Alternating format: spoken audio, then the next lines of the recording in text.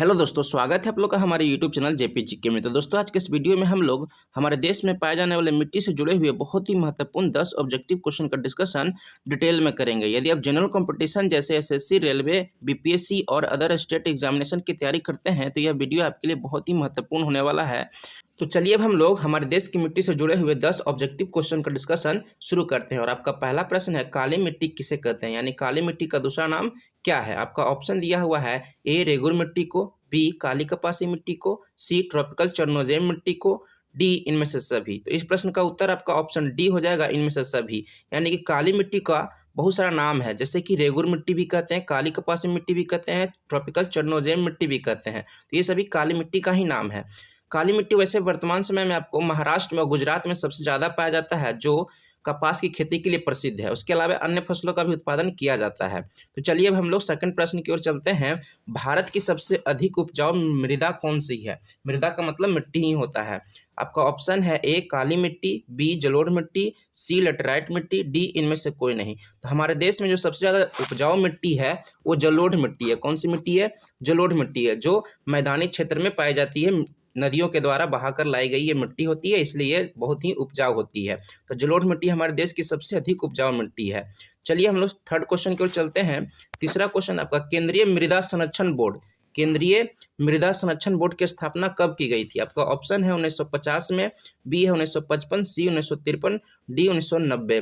तो केंद्रीय मृदा संरक्षण बोर्ड की स्थापना जो है 1953 में किया गया था। कब किया गया था? 1953 में किया गया था। नेक्स्ट चौथा नंबर क्वेश्चन की ओर चलते हैं। मिट्टी के अध्ययन के विज्ञान को क्या कहा जाता है, यानी प्रश्न को ध्यान से सुनेंगे। मिट्टी के अध्ययन के विज्ञान को क्या कहा जाता है। आपका ऑप्शन है, ए पेडोलॉजी, बी हाइजीन, सी एस्ट्रोलॉजी, डी जीरोंटोलॉजी। तो मिट्टी का जो अध्ययन का जो विज्ञान है उसको पेडोलॉजी कहते हैं, या हिंदी में मृदा विज्ञान भी कहा जाता है। उसके अलावा ऑप्शन को देख लेंगे। हाइजीन किससे संबंधित है? तो हाइजीन स्वास्थ्य से संबंधित है, साफ सफाई से संबंधित है, हाइजीन है। एस्ट्रोलॉजी में क्या होता है? ज्योतिष विज्ञान का अध्ययन किया जाता है। जीरोंटोलॉजी में वृद्धावस्था से संबंधित तथ्यों पर अध्ययन किया जाता है। ठीक है, तो मिट्टी के अध्ययन के विज्ञान को क्या कहते हैं? पेडोलॉजी कहते हैं। इस बात को आप ध्यान में रखेंगे। 5 नंबर क्वेश्चन है, किस मिट्टी में चाय, इलायची और काजू की खेती सर्वाधिक की जाती है, मतलब सबसे ज्यादा किया जाता है। तो आपका ऑप्शन है, ए जलोढ़ मिट्टी में, काली मिट्टी में, बी ऑप्शन है आपका, सी है मरुस्थलीय मिट्टी में, डी है आपका लेटेराइट मिट्टी में।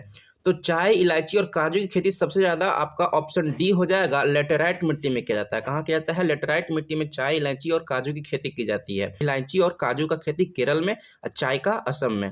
क्वेश्चन नंबर 6 देखते हैं आपका। 6 नंबर क्वेश्चन बहुत ही अच्छा क्वेश्चन है। सामान्य फसलों के उत्पादन के लिए मिट्टी का पीएच मान कितना होना चाहिए। आपका ऑप्शन है 7, बी है 6 से 7, सी है 5 से 6, डी है आपका 8 से 11। तो सामान्य फसलों के उत्पादन के लिए जो पीएच मान चाहिए मिट्टी को वो 6 से 7 होना चाहिए। कितना होना चाहिए? 6 से 7। तो ऑप्शन बी करेक्ट हो जाएगा, 6 से 7 पीएच मान होना चाहिए। नेक्स्ट आपका 7 नंबर क्वेश्चन है, मिट्टी की क्षारता को बदलने और खारेपन को हटाने के लिए किसका प्रयोग किया जाता है। क्वेश्चन को ध्यान से पढ़ेंगे। ठीक है, आपका ऑप्शन दिया हुआ है, ए जिप्सम, जिप्सम को कैल्शियम सल्फेट भी कहते हैं। ठीक है, बी आपका फेरस ऑक्साइड, लोहा का ऑक्साइड है, सी टिटैनी फेरस मैग्नेटाइट, डी इनमें से कोई नहीं। तो इस प्रश्न का उत्तर आपका जिप्सम हो जाएगा। जिप्सम के माध्यम से क्या करते हैं? मिट्टी की क्षारता को बदलते हैं या खारेपन को दूर करते हैं, हटाते हैं। तो इस प्रश्न का उत्तर क्या हो जाएगा? जिप्सम हो जाएगा। जिप्सम को कैल्शियम सल्फेट भी कहते हैं। इसका सूत्र जो होता है CaSO4 2H2O होता है। क्या होता है? CaSO4 2H2O होता है आपका जिप्सम का रासायनिक सूत्र होता है। तो ये भी बात याद रखेंगे। नेक्स्ट 8 नंबर क्वेश्चन है, लवणीय मृदा। लवणीय मृदा सॉल्टी सॉइल को कहते हैं, नमकीन जो मिट्टी होता है जिसमें नमक की मात्रा ज़्यादा होता है। लवणीय मृदा के निर्माण की अधिकता का कारण क्या है? आपका ऑप्शन दिया हुआ है, ए मिट्टी में सोडियम और मैग्नीशियम की अधिकता, बी है मिट्टी में कैल्शियम और पोटेशियम की अधिकता, सी है आपका सल्फ्यूरिक अम्ल और हाइड्रोक्लोरिक अम्ल की अधिकता, डी इनमें से सभी हो जाएगा। तो इस प्रश्न का उत्तर आपको है ए, ऑप्शन ए जो है सही आंसर है इस प्रश्न का। मिट्टी में सोडियम और मैग्नीशियम का मात्रा बढ़ जाता है तो मिट्टी में लवणीयता सॉल्टी हो जाता है, वो लवणीयता का मात्रा बढ़ जाता है। तो इस तरह से लवणीय मृदा का निर्माण होता है। तो याद रखेंगे, लवणीय मृदा का कारण क्या है? सोडियम और मैग्नीशियम का अधिकता।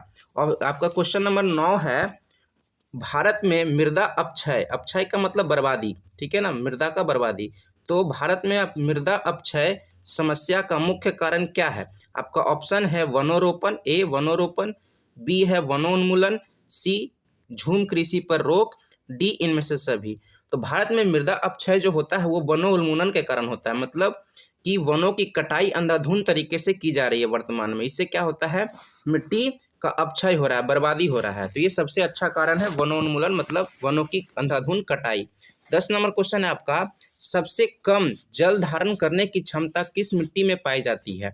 आपका ऑप्शन है ए बलुई दोमट मिट्टी, बी लाल मिट्टी में, सी काली मिट्टी में, डी इनमें से सभी में। तो सबसे कम जल धारण करने की क्षमता जो है, बहुत अच्छा क्वेश्चन है, सबसे कम जल धारण करने की क्षमता जो है बलुई दोमट मिट्टी में पाया जाता है। दोमट मिट्टी किसको कहते हैं? जलोढ़े मिट्टी को का ही दूसरा नाम क्या है? दोमट मिट्टी है। तो बलुई जिसमें बालू का थोड़ा थोड़ा मात्रा होता है उसमें जल धारण करने की क्षमता क्या होगा? कम होगा। तो इस प्रश्न का उत्तर क्या हो जाएगा? ऑप्शन ए हो जाएगा आपका, बलुई दोमट मिट्टी में सबसे कम जल धारण करने की क्षमता पाई जाती है। तो चलिए दोस्तों, अब हम लोग क्वेश्चन ऑफ द डे की बात करते हैं। क्वेश्चन ऑफ द डे में एक प्रश्न दिया हुआ है जिसका उत्तर आपको कमेंट बॉक्स में जाकर देना है। क्वेश्चन है, पश्चिमी राजस्थान की मिट्टी में सर्वाधिक मात्रा में, मतलब सबसे ज़्यादा मात्रा में कौन सा तत्व पाया जाता है? आपका ऑप्शन है A calcium, B magnesium, C sodium, D iron.